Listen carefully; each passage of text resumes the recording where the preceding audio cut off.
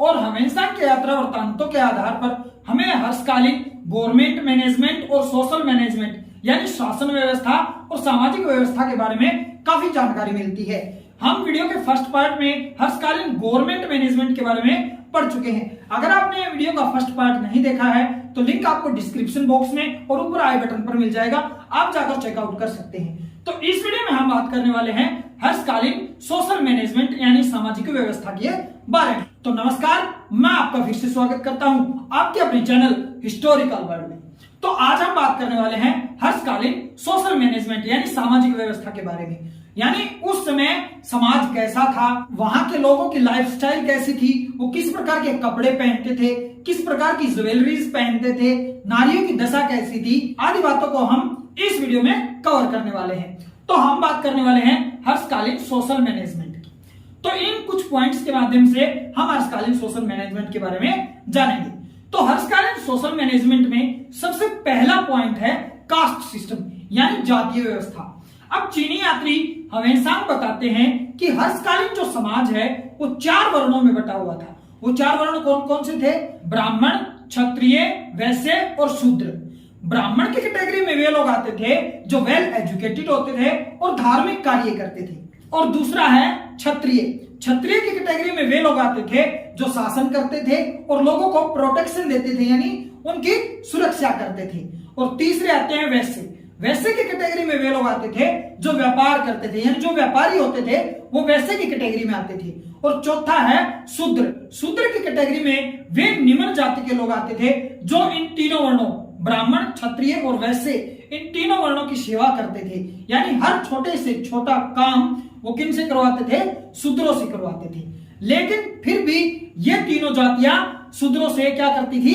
घृणा करती थी, उनसे ईर्ष्या करती थी, उनको नीच जाति का समझती थी। इन जातियों के अलावा कसाई, भंगी, मछुआरे आदि निम्न तबके के लोग भी रहते थे जिन्हें अछूत समझा जाता था। और ये लोग प्राय गांव से बाहर रहते थे, इनको गांव के अंदर एंट्री नहीं थी। अगर कोई गलती से अछूत गांव में प्रवेश कर जाता था तो ये स्वर्ण जाति के लोग उनके साथ बहुत बुरा व्यवहार करते थे। अब दूसरा पॉइंट है मैरिज अरेंजमेंट्स यानी विवाह व्यवस्था। अब हर्षकालीन समाज के अंदर शादियां प्राय घर के बड़े बुजुर्ग ही तय किया करते थे यानी उनकी मर्जी से ही शादियां होती थी। इंटरकास्ट मैरिज यानी अंतरजातीय विवाह। इंटरकास्ट मैरिज उस समय न के बराबर होती थी।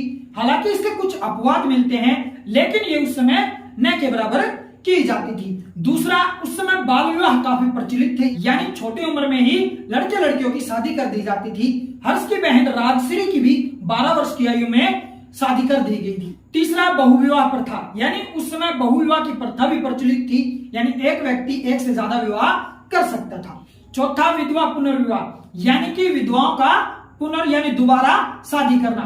उस टाइम पीरियड में उच्च परिवारों के अंदर विधवा विवाह नहीं किया जाता था। हालांकि ये उच्च परिवारों में ही था, निम्न जातियों में यानी निम्न परिवारों में विधवा पुनर्विवाह का कोई विशेष प्रभाव नहीं था यानी निम्न जातियों में विधवा पुनर्विवाह किया जाता। तीसरा पॉइंट है वुमेन कंडीशन यानी नारियों की दशा। अब माना जाता है कि हर्षकालीन नारियों की दशा अन्य स्थानों से कहीं ज्यादा बेहतर थी। उस समय नारियों को शासन संबंधी अधिकार प्राप्त थे। उच्च परिवारों को छोड़कर पर्दा प्रथा भी न के बराबर थी। उच्च परिवारों की स्त्रियां वेल एजुकेटेड होती थी यानी वह पूर्ण रूप से साक्षर होती थी, उन्हें अच्छी प्रकार की शिक्षा दी जाती थी। इसके अलावा उस समय कुछ कुप्रथाएं भी थी जो स्त्री जाति के लिए अभिशाप थी, जिसमें पहली कुप्रथा थी सती प्रथा। सती प्रथा के अंदर क्या होता था कि जब किसी महिला के पति की मृत्यु हो जाती थी तो या तो वो अपनी मर्जी से उसके साथ सती हो जाती थी या फिर उसे जबरन उसकी चिता के अंदर झोंक दिया जाता था। और दूसरी कुप्रथा थी बाल विवाह यानी छोटी उम्र में ही लड़कियों की शादी कर दी जाती थी, जिसके चलते उन्हें आगे बहुत सी परेशानियों का सामना करना पड़ता था। इन कुछ कमियों के होने के बावजूद भी हर्षकालीन जो स्त्रियों की दशा थी वो काफी अच्छी मानी जाती है अन्य स्थानों की अपेक्षा। अब चौथा पॉइंट है लिविंग एंड ईटिंग हैबिट्स यानी उनका खान पान और उनका रहन सहन। तो बात करें सबसे पहले उनके रहन सहन की, तो उनका रहन सहन बड़ा ही सरल होता था। जो उच्च परिवारों के मकान होते थे वो पक्की ईंटों या फिर पत्थरों से बने होते थे। उस समय हमें बहुमंजिला इमारत भी देखने को मिलती है। इसके अलावा जो गरीब लोग होते थे वो कच्चे मकानों में रहते थे। उनके मकान जो होते थे वो बैम्बू स्टिक यानी कि बांस की लकड़ियों से बने होते थे। उन मकानों को मजबूत और आकर्षक बनाने के लिए चूना, मिट्टी या फिर गोबर का लेप चढ़ाया जाता था, यानी उन पर प्लास्टरिंग की जाती थी गोबर से या फिर चूने से। जैसे कि आज भी हम देखते हैं कि गांव के अंदर आज भी महिलाएं अपने चूल्हे और आंगन को कैसे गोबर से लिपा करती हैं, तो ठीक उसी प्रकार हर्षकालीन महिलाएं भी गोबर से अपने घर को, अपने चूल्हे को और अपने आंगन को लिपा करती थी। और अब बात करें इनके खान पान की, तो इनका खान पान बड़ा ही सरल और सात्विक होता था। ये लोग गेहूं, जौ, चावल, दाल आदि का काफी मात्रा में सेवन करते थे। इन चीजों के अलावा दूध, घी, चीनी, मिश्री आदि का भी ये सेवन करते थे। हर्षकालीन समाज के अंदर कुछ लोग नॉन वेजिटेरियन भी थे, यानी जो मांस भक्षण किया करते थे। शराब का भी काफी मात्रा में सेवन किया जाता था। लेकिन जो ब्राह्मण जाति के लोग होते थे वो शराब और मांस भक्षण का प्रयोग नहीं करते थे, यानी वो इन चीजों को खाना पाप समझते थे। अब 5वां पॉइंट है क्लोथिंग एंड ज्वेलरीज, यानी वे कैसे कपड़े पहनते थे और कैसी ज्वेलरीज को धारण किया करते थे। तो इंसान इनके बारे में लिखते हैं कि वे भारतीय श्वेत रंग के यानी सफेद रंग के कपड़े पहनते थे। इनको रंग बिरंगे वस्त्रों से कुछ विशेष प्रकार का लगाव नहीं था। इनके जो वस्त्र बने होते थे वे सूती, ऊनी और रेशमी आदि मटेरियलों से बने होते थे। इसके अलावा ये सिर पर एक प्रकार की टोपी को भी धारण किया करते थे। तो अब बात करें इनके आभूषणों की यानी ज्वेलरीज की, वे कौन कौन सी ज्वेलरीज पहनते थे। तो हर्षकालीन समाज के अंदर चाहे महिला हो चाहे पुरुष हो, दोनों ही ज्वेलरीज का शौक रखते थे, यानी वे दोनों ही आभूषण को पहनते थे। अमीर लोग सोना, चांदी, हीरे, मोती, रत्न जड़ित आभूषणों का प्रयोग करते थे। इसके विपरीत जो गरीब लोग होते थे वो भी आभूषणों का शौकीन रखते थे, लेकिन वो चांदी, तांबे या फिर मिट्टी के आभूषणों को धारण करते थे। इन आभूषणों के अंदर अंगूठिया, हार, बाजूबंद, कुंडल आदि आभूषण आते थे जो कि महिलाएं और पुरुष दोनों धारण करते थे। छठा पॉइंट है हाई मोरल लाइफ, यानी उच्च नैतिक जीवन। अब हम इंसान भारतीयों के नैतिक जीवन के बारे में बताते हैं कि ये लोग यानी जो भारतीय थे वो काफी सीधे साधे थे। वे पवित्र और सदाचारी जीवन जीते थे। उनका दूसरों के प्रति व्यवहार मधुर और नरम होता था। वे हर कार्य को पाप और पुण्य को देखकर ही करते थे, यानी वे हमेशा ध्यान रखते थे कि कौन सा कार्य करूंगा तो उन्हें पुण्य मिलेगा और कौन सा कार्य करूंगा तो वे पाप के भागी बनेंगे। इसलिए वे हर कार्य को पाप और पुण्य के तराजू में पहले तोलते थे और फिर करते थे। वे छल कपट और धोखाधड़ी से काफी दूर थे। हमेशा इनके नैतिक जीवन को देखकर उनकी प्रशंसा करते हुए लिखते हैं वे विश्वसनीय थे, यानी उन पर विश्वास किया जा सकता था।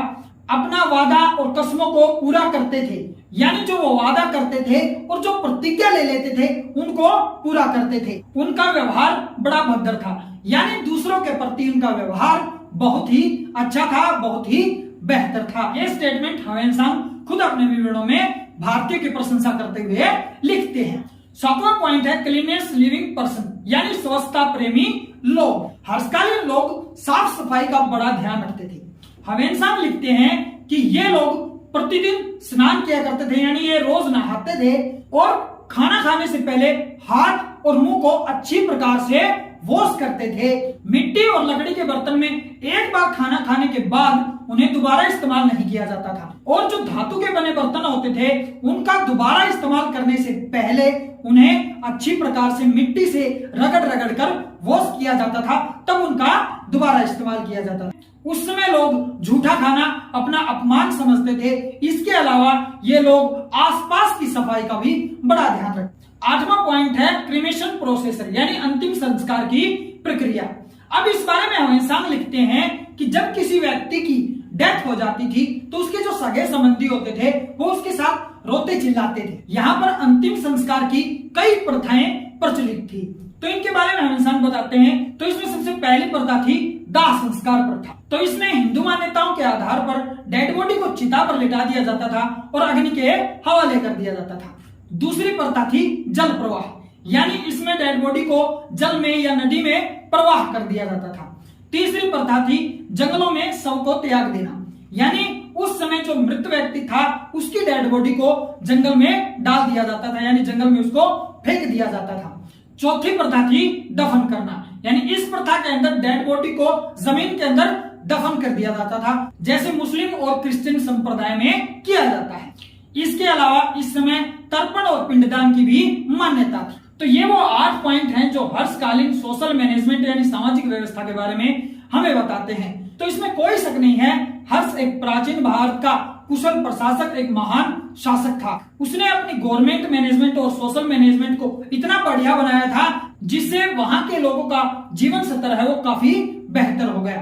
तो इस वीडियो में सिर्फ इतना ही। वीडियो पसंद आई हो तो लाइक कीजिए, चैनल अभी तक सब्सक्राइब ना किया हो तो सब्सक्राइब कर लीजिए और कमेंट करके हमें बताएं कि अगली वीडियो आप किस टॉपिक पर चाहते हैं। तो मिलते हैं एक और नए टॉपिक और एक और नई वीडियो के साथ। जय हिंद, जय भारत।